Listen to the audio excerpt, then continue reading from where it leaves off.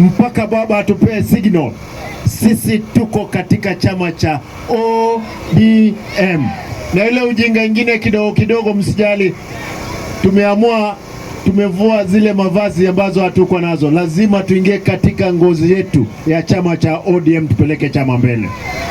Mheshimiwa, mtakaporudi Mombasa, mimi pamoja na wewe kama mwenzangu tunazunguka Kenya hii, tuko tayari. Unajua chama, na tumesema ile ukora ndege ilikuwa ndogo ndogo katika chama, wakora lazima wataondoka. Lazima tutasimamisha chama chetu kama ODM.